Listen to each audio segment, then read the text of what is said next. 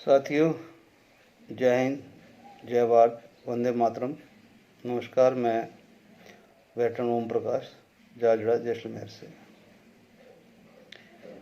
पिछले 4-5 दिन से आपके सम्मुख उपस्थित नहीं हो सका, क्षमा चाहता हूँ।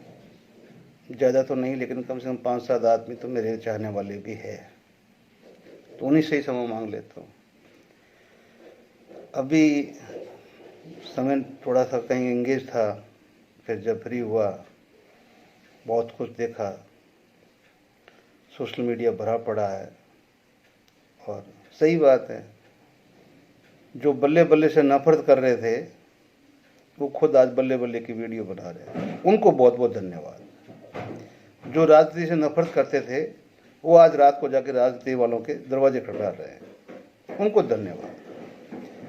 जो राजनीति में आना नहीं चाहते थे वो अभी जाके प्री सर्वे कर रहे हैं अपने अपने इलाकों की, उनको धन्यवाद।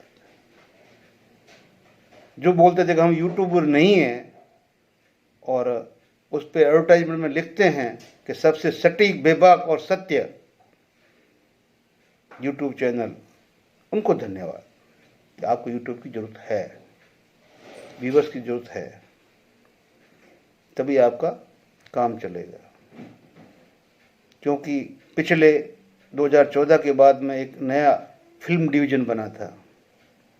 उस फिल्म डिवीज़न का पूरे का जैसे होता है ना, कपूर का था या आर.के. बैनर्स था, जो इस तरह से था, ठीक है ना, धर्मा प्रोडक्शन था, तो ऐसे ही एक आया था OROP production, launch by PM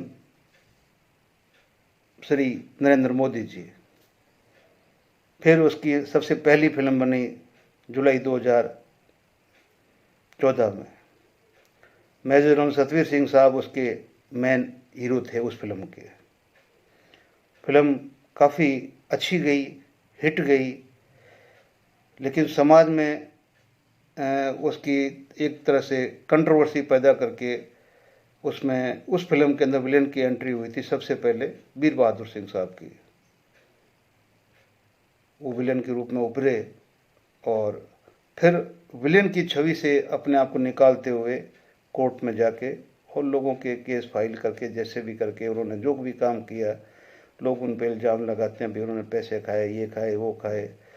मुझे नहीं पता खाया नहीं खाए, तो वो जाने, उनका मालिक जाने, लेकिन जो काम कर रहे हैं वो तो सैनिकों के लिए कर रहे हैं, उनके हित में ही कर रहे हैं, उन कौम के हित में ही कर रहे हैं। तो फिर वो फिल्म बनी और उस विलन के साथ में फिर वो उस फिल्म का एंड हो जाता है, OROP 1 हो जाती है। फिर बाद में दूसरी स्क्रिप्ट लिखी जाती है। वो स्क्रिप्ट है जो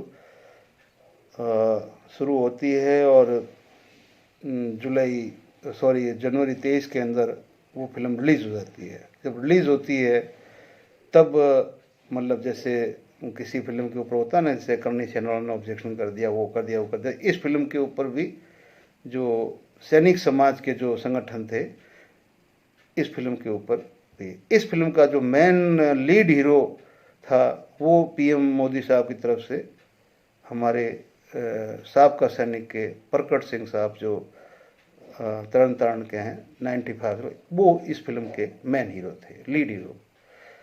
लीड हीरो कभी कभी अपनी छवि लेके सामने आते हैं फिल्म के अंदर, लेकिन फिल्म को फिर आगे रन करते हैं इन्हीं के फिल्म के मतलब कास्ट किए हुए, फिर बाद में अपना कपिल, नलिन तलवार, अपना गोपाल, जनकराज, ये सारे उस फिल्म के अंदर जो 5 हिंदुस्तानी जो फिल्म बनी थी, फिर 5 हिंदुस्तानी नामक फिल्म बन जाती है जंतर मंतर पे।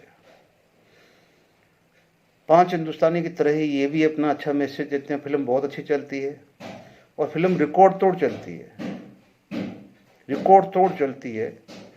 इसी बीच के अंदर क्या होता है कि जैसे फिल्म में क्लाइमेक्स आता है तो कोई मतलब पीछे से मतलब फॉलो करता हुआ आता है बैकग्राउंड से और अचानक अपने आप को प्रोड्यूस करता है और प्रोड्यूस करके फिल्म की जो सारी की सारी जो क्रेडिट है वो इनसे छीन के और अपने नाम पे कर लेता है। और वो फिल्म के जो प्रशंसक और दर्शक होते हैं वो अपने पक्ष में कर लेता है और वो 100 के पार हो जाता है, जिसका नाम है दिनेश गर्ग जैन। वो हमेशा मुद्दे जो लेके आया अपना, तो उन्होंने कोशिश यही की कि भाई जितना मैं पीएम मोदी और इस सरकार के खिलाफ बोलूँगा, लोग अपने आप मुझसे जुड़ेंगे। तो धन्यवाद है उसको भी कि उस फिल्म के अंदर उसने भी अच्छा रोल लिया। आखिर कुल मिला के लास्ट में जब ये क्लाइमेक्स सीन की तरफ आता है, तब क्या होता है कि वहाँ पे एक और उदय होता है हमारी राजनीतिक पार्टी, और उसको लीड करते हुए एंट्री होती है हमारे वीर सिंह साहब की, वीर सिंह चौहान की, जो ये चाहते हैं कि भाई कीचड़ को कीचड़ में जाके ही साफ किया जाए। और कुछ लोग कहते हैं भी राजनीति, ये आज के नहीं है, कई लोगों ने राजनीति को कीचड़ कहा है, और राजनीति के बगैर देश चलता भी नहीं है। तो मैं इसको कीचड़ भी नहीं कह सकता, लेकिन अब लोग कहते हैं तो उसका मुंह नहीं पकड़ सकते। और है कि अगर कहीं गंदगी है तो गंदगी के अंदर हाथ डालना पड़ता है साफ करने के लिए।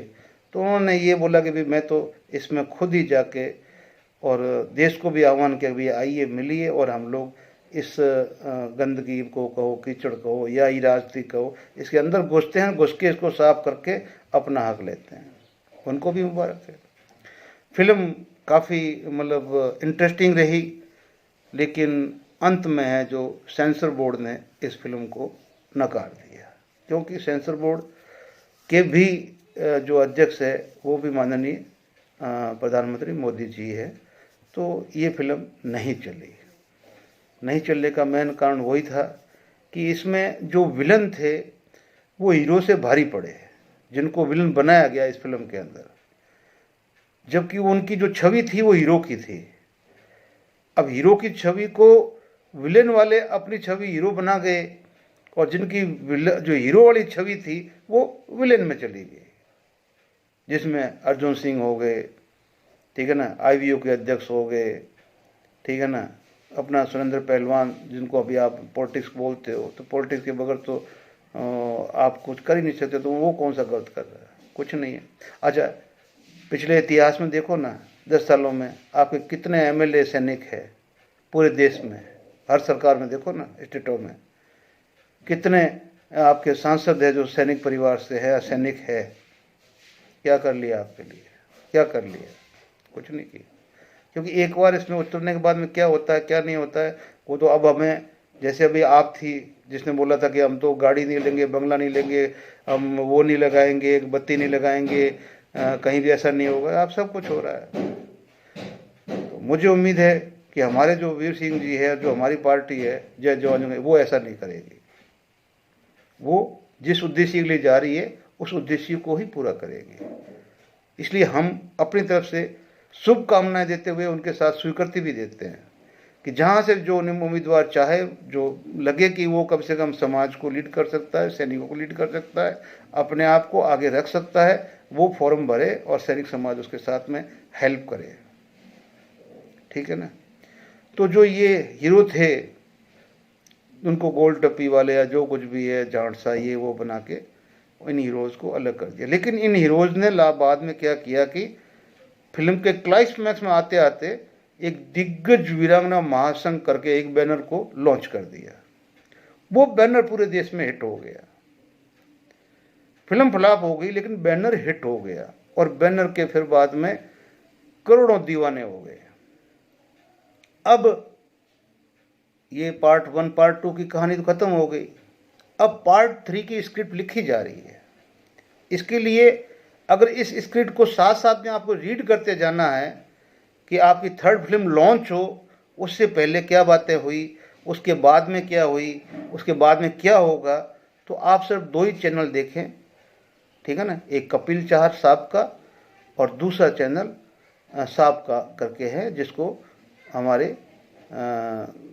तलवार साहब चलाते हैं। आप उसकी स्क्रिप्ट की झलक आपको उसमें मिलती रहेगी हमेशा ही, क्योंकि बाकी जो दिल्ली हिसाब किताब लगाते हैं, दिल्ली गवर्नमेंट चेंज कर देती है, कभी लगाते हैं पहले 50% को पता नहीं लोगों ने क्या क्या करके वायरल कर लिया था, जो कि मेरा 2 महीने पहले का वीडियो देखना कि 50% होने के बाद में कुछ भी नहीं करेगी ये सरकार। 2 महीने पहले का वीडियो वो मैं रिपीट डालूंगा अपना कि 50% के बाद में कुछ नहीं होने वाला है, और कुछ नहीं हुआ है। लेकिन अभी तीसरी स्क्रिप्ट के लिए मैं रिकमेंड करता हूं आपको एडवर्टाइजमेंट के लिए, तीसरी स्क्रिप्ट जो फिल्म जो आने वाली है उसकी एडवर्टाइजमेंट के लिए आप हमेशा 2 चैनल देखिए। बाकी चैनल जो मार्केट में चल रहे हैं वो अपनी ऊंचाइयों को छूते रहेंगे, चलते रहेंगे, क्योंकि वो साथ साथ में और कई फिल्मों का प्रोडक्ट अपना कॉन्टेक्ट ले रखा है। और उसी हिसाब से अभी जैसे हमारे जैन साहब है, उन्होंने अभी किसानों के धरने का प्रोडक्ट जो है लॉन्च हुआ है, उस फिल्म में भी उन्होंने लीड रोल ले लिया है और वो काफ़ी है। और उन्होंने सबसे अच्छी बात है कि जो मजबूत हमारा जो हीरो था, जो इस इंडस्ट्री में इस्टेब्लिश हीरो था, कपिल था, उसको पछाड़ते हुए वो आगे निकल गया। तो मुझे लगता है कि लोकप्रियता के शिखर पे अभी वो आगे जा रहा है और वो शायद किसान आंदोलन से और समर्थन लेके और वो अगली आने वाली फिल्म में हो सकता है अपनी और अच्छी भूमिका निभाए। तो उसको लोगों को भी मेरी तरफ से शुभकामनाएं। तो ये थी हमारी 2 फिल्में जो फ्लॉप रही है। तीसरी फिल्म की स्क्रिप्ट मैंने बता दी है, इसका एड्रेस भी बता दिया कि कहाँ से आपको इसके लिंक मिलेंगे। और बाकी मैं जो हूँ, मैं आपके साथ में हूँ और दिग्गज वीरांगना संघ अब एक ही काम करेगी कि वो अब आदेश का तो इंतजार कर रही है कि भाई हमारे भी बॉस है, बैठे हुए हैं कोऑर्डिनेटर, चीफ कोऑर्डिनेटर चरण सिंह साहब, वो हमें क्या आदेश देते हैं कि हमें देश में असहयोग आंदोलन में जाना है या चुपचाप घर में रजाई लेकर लेट जाना है। अगर वो कुछ नहीं करेंगे तो हम रजाई, क्योंकि आदेश के बगैर फौजी आदमी आदेश से चलता है। अब हमने दिग्गज वीरांगना बना दी है, राठौड़ साहब ने बना के, वो भी अपने FE को अपना जो भी है उसको मेंटेन करेंगे। अब उसका भार चरण सिंह साहब और उसकी कमेटी के साथ में। अब वो जो आगे आगे हमको आदेश देंगे ये चीज़ करो, हम सर्च करेंगे। अब वो बोलेंगे नहीं चादर तान लो, तो चादर तान लो भाई। जब आवाज़ देंगे तो रुकना नहीं, तो रुकना नहीं है। अब मैं वो जो मेरे को एक दिन उदय सिंह साहब ने बोला था कि मेरे मुंह से निकल गया, क्या कर रहे थे साहब, मैं सो रहा था। अब उदय सिंह साहब आप मुझे नहीं बोल सकते कि मुझे आदेश नहीं मिलेगा तो मैं सोऊंगा ही, ठीक है ना, क्योंकि मेरा आदेश पे काम करने की आदत है। Thank you. जय हिंद, जय भारत।